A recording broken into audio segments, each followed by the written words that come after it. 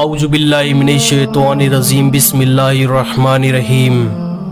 پیارے دوستوں، آپ کا کبھی نہ کبھی تو قبرستان جانے کا اتفاق ہوا ہوگا کہ یہ قبریں اوپر سے جو ساری ایک جیسی دکھائی دیتی ہے، اندر سے ایک جیسی نہیں ہوتی۔ ان سب قبروں کی داستان جدا ہے۔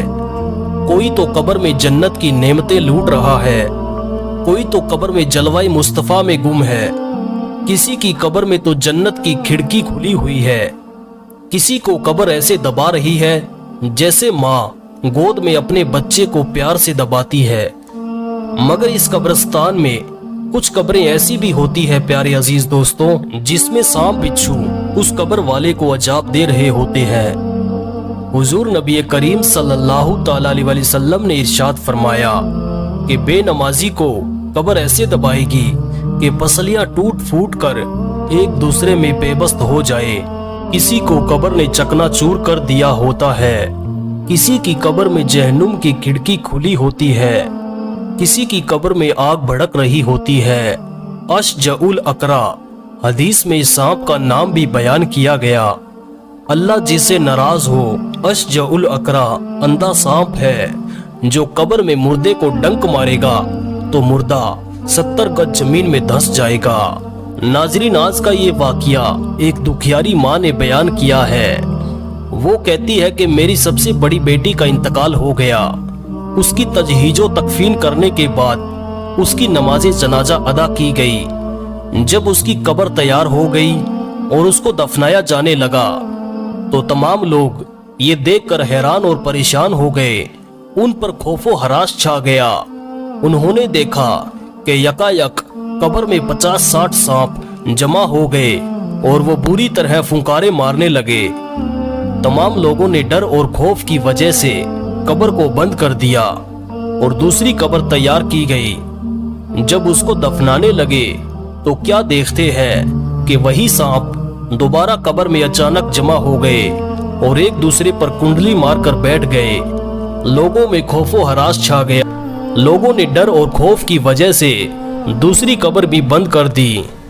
جب تیسری قبر کھودی گئی اور تیسری قبر کے ساتھ بھی یہی معاملہ پیش آیا تو سب لوگوں پر دہشت سوار ہو گئی۔ وقت بھی کافی گزر چکا تھا۔ وہ دکھیاری ماں کہتی ہے کہ لاچار ہو کر تمام مشورہ کرنے کے بعد میری پیاری بیٹی کو سانپوں بھری قبر میں دفن کر دیا گیا۔